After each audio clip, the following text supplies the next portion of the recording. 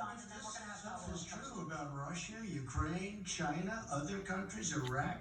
If this is true, then he's a corrupt politician. All right. So don't give me the stuff about how you're this innocent baby.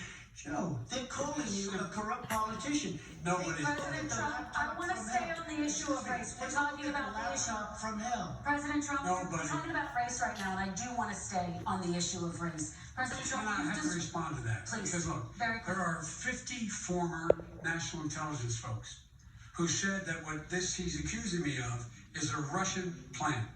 They have said that this has all the five former heads of the CIA, both parties, say what he's saying is a bunch of garbage. Nobody believes it except his and his good friend Rudy Giuliani. You mean the laptop is now another Russia hoax? And You that's got it. exactly what. Is this That's where you're exactly what. This is going. where he's going. The That- laptop is Russia, Yes. Gentlemen, Russia. I want to stay on the issue of race, You okay? have to be kidding. Here Mr. we go again President? with Russia. We're going to continue on the issue of race. Mr. President, believe you've that one. described the Black Lives Matter movement as a symbol of hate. You've shared a video of a man chanting white power to millions of your supporters. You've said that black professional athletes exercising their First Amendment rights should be fired. What do you say to Americans who say that kind of language from a president is contributing to a climate of hate and racial strife? Well, the first time I ever heard of Black Lives Matter, they were chanting pigs in a blanket, talking about police. Pigs, talking about our police. Pigs in a blanket, fry them like bacon. I said, that's a horrible thing. And they were marching down the street. And that was my first glimpse of Black Lives Matter. I thought it was a terrible thing. As far as my relationships with all people, I think I have great relationships with all people. I am the least racist person in this room. What do you say to Americans who are concerned by that rhetoric I and don't know. by that? I don't know what to say. I got criminal justice reform done and prison reform and opportunity zones. I took care of black colleges and universities. I don't know what to say. They can say anything. They can say anything. It makes me sad because I am the least racist person. I can't even see the audience because it's so dark. But I don't care who's in the audience. I'm the least racist person in this room. Okay, Vice President Biden, let me ask you very quickly, and then I have a follow-up question for you. Abraham Lincoln here is one of the most racist presidents we've had in modern history. He pours fuel on every single racist fire. Every single one. Started off his campaign coming down the escalator saying he's going to get rid of those Mexican rapists. He's banned Muslims because they're Muslims. He has moved around and made everything worse across the board. He says about the poor boys, last time we were on stage here, he said, I told them to stand down and stand ready. Come on. This guy is a dog whistle about as big as a foghorn. President Trump, I'm going to give you 10 seconds to respond, and then I have a follow-up. Well, he made a reference to Abraham Lincoln. Where did that come in? You said you're Abraham Lincoln. Where did that? No. I said not since Abraham Lincoln has anybody done what I've done for the black community. And I'm saying- I didn't say I'm Abraham Lincoln. I said not since Abraham Lincoln has anybody done what I've done for the black community. Now, you have done nothing other than the crime bill, which put Oh, God. tens of thousands of black men mostly in jail. All right, let me ask They Vice remember it President because if you Biden look a at what's question. happening with the voting right now, Let me ask they Vice remember President that you Biden. treated them very, very badly. Did Just you- take a look at what's happening out there. Vice President Biden, let me give you a chance to respond within this context. Crime bills that you supported in the 80s and 90s contributed to the incarceration of tens of thousands of young black men who had small amounts of drugs in their possession. They are sons, they are brothers, they're fathers, they're uncles, whose families are still to this day, some of them suffering the consequences. So speak to those families. Why should they vote for you? One of the things is that in the 80s, we passed 100%, all 100 senators voted for it, a bill on drugs and how to deal with drugs. It was a mistake. I've been trying to change the sense, and particularly the portion on cocaine.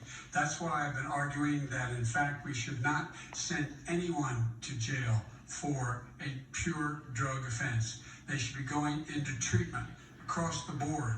That's what we should be spending money. That's why I set up drug courts, which are never funded by our Republican friends. They should not be going to jail for a drug or an alcohol problem. They should be going into treatment. That's what we've been trying to do. That's what I'm going to get done, because I think the American people have now seen that in fact it was a mistake to pass those laws relating to drugs, but they were not in the crime bill. But why didn't you get it done? See, it's all talk, no action with these politicians. Why didn't you get it done? That's what I'm going to do when I become president. You were vice president along with Obama as your president, your leader, for 8 years. Why didn't you get it done? You had 8 years to get it done. Now you're saying you're going to get it done because you're all talk and no action, Jim. We got a lot of it done. We released 38,000. We got 38,000 prisoners left from. You got nothing done. 38,000 prisoners were released from federal prison. There were over 1,000 people who were given clemency. In fact, we're the ones that put in the legislation saying we could look at pattern and practice of police departments and what they were doing, how they were conducting themselves. I could go on, but we began the process. We lost an election. That's why I'm running, to win back that election and change his terrible policy. I just asked one question. Why didn't you do it in the 8 years, a short time ago? Why didn't you do it? You just said, I'm going to do that, I'm going to do this. You put tens of thousands of mostly black young men in prison. Now you're saying you're going to undo that. Why didn't you get it done? You had 8 years with Obama. You know why, Joe? Because you're all talk and no action. All right, Vice President Biden, then we're going to move on to the next section. We had a Republican Congress. That's the answer. Well, Okay. You got to talk them into it, Joe. Sometimes you got to talk them into it. We're going to move on to our next section. Like I did with criminal justice reform. I had to talk Democrats into it. Gentlemen, we're running out of time, so we got to get on to climate change, please. You both have very different visions on climate change. President Trump, you say that environmental regulations have hurt jobs in the energy sector. Vice President Biden, you have said you see addressing climate change as an opportunity to create new jobs. For each of you, how would you both combat climate change and support job growth at the same time? Starting with you, President Trump, you have 2 minutes uninterrupted. So we have the Trillion Trees program. We have so many different programs. I do love the environment, but what I want is the cleanest, crystal clear water, the cleanest air. We have the best, lowest number in carbon emissions, which is a big standard that I notice Obama goes with all the time. Not Joe. I haven't heard Joe use the term because I'm not sure he knows what it represents or means, but I have heard Obama use it. And we have the best carbon emission numbers that we've had in 35 years under this administration. We are working so well with industry, but here's what we can't do. Look at China, how filthy it is. Look at Russia. Look at India. It's filthy. The air is filthy. The Paris Accord, I took us out because we were going to have to spend trillions of dollars, and we were treated very unfairly. When they put us in there, they did us a great disservice. They were going to take away our businesses. I will not sacrifice tens of millions of jobs, thousands and thousands of companies because of the Paris Accord. It was so unfair. China doesn't kick in until 2030. Russia goes back to a low standard, and we kicked in right away. It would have destroyed our businesses. So, you ready? We have done an incredible job environmentally. We have the cleanest air, the cleanest water, and the best carbon emission standards that we've seen in many, many years. Vice President And we Biden. haven't destroyed our industries. Vice President Biden, 2 minutes to you, uninterrupted. Climate change, climate warming, global warming is an existential threat to humanity. We have a moral obligation to deal with it. And we're told by all the leading scientists in the world, we don't have much time. We're going to pass the point of no return within the next 8 to 10 years.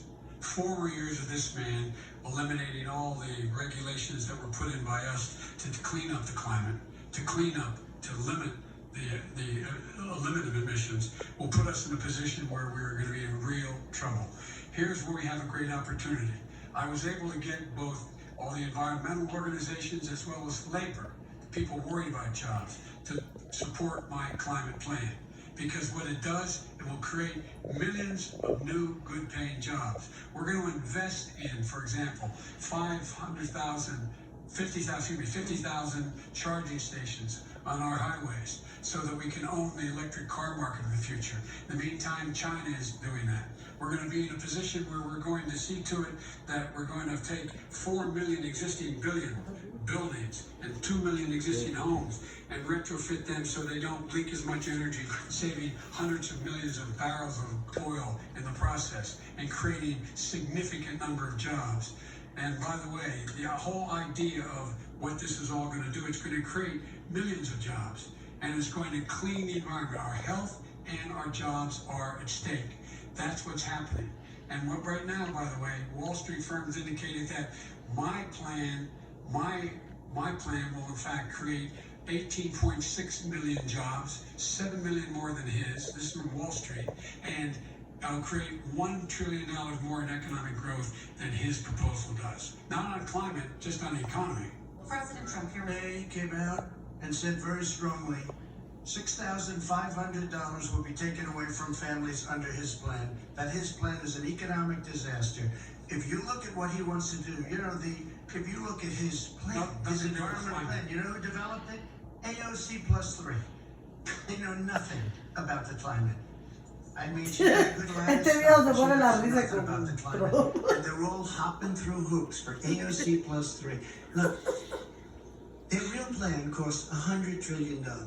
If we had the best year in the history of our country for 100 years, we would not even come close to a number like that. When he says buildings, they want to take buildings down because they want to make bigger windows into smaller windows. As far as they're concerned, if you had no window, it would be a lovely thing.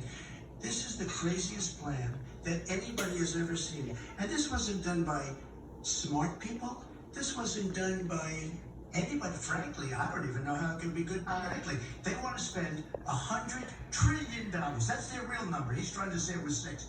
It's $100 trillion. They want to knock down buildings and build new buildings with little, tiny, small windows.